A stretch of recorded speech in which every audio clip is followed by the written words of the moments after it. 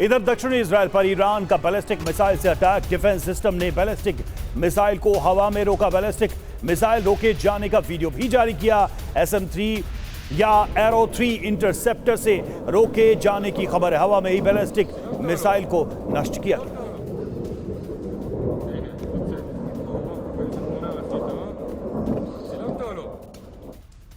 तो एक और बड़ी खबर सेंट्रल इजराइल पर ईरान ने बड़ा हमला बोल दिया है। क्लस्टर मिसाइलों से विध्वंसक अटैक किया गया है।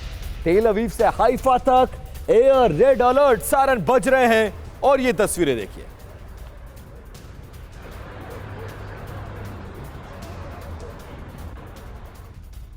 और इरबिल में मोसाद के ऑफिस पर हमला हुआ है। इराक में ईरानी प्रॉक्सी ने किया है हमला। इराक में अमेरिकी ठिकानों से दूर रहने की धमकी दी है।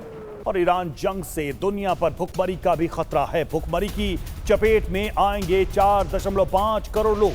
यूएन ने भुखमरी को लेकर जारी की चेतावनी। जून तक चला ईरान युद्ध तो भुखमरी बढ़ेगी।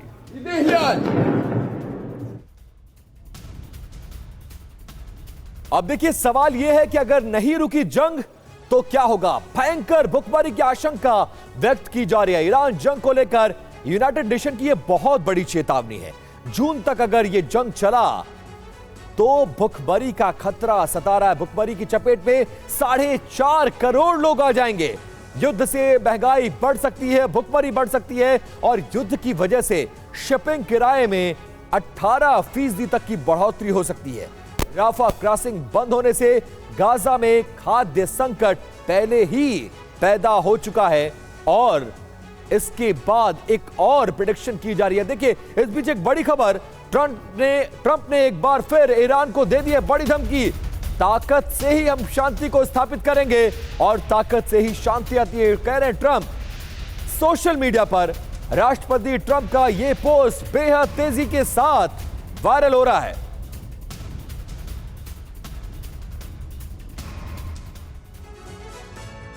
अब देखिए ट्रंप ने जो अल्टीमेटम दिया है उसके बाद मिडिल ईस्ट में भारी तबाही देखी जा रही है। पहली धमकी क्या है जरा वो जान लीजिए।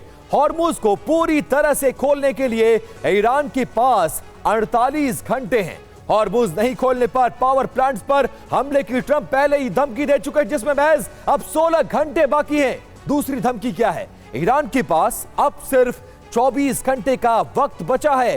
हॉर्मुज नहीं खोलने पर ईरान में भारी तबाही होगी। तीसरी धमकी, ईरान को फिर दिखाया ताकत का डर और कहा कि ताकत से ही मिलती है शांति। अब क्या विकल्प है जरा ये जान लीजिए। ईरान के पावर प्लांट्स पर हमले होंगे। ईरान के न्यूक्लियर साइट्स पर भी हमले करने की तैयारी है। खर्क पर कब्जे के लिए ग्राउंड ऑपरेशन शुरू होगा। चौथी बात, जल थल नभ पर एक साथ ईरान पर अटैक करने का प्लान है और इसके साथ ही मुज्तबा को खत्म करने के लिए विध्वंसक हमला करने का पूरा प्लान है।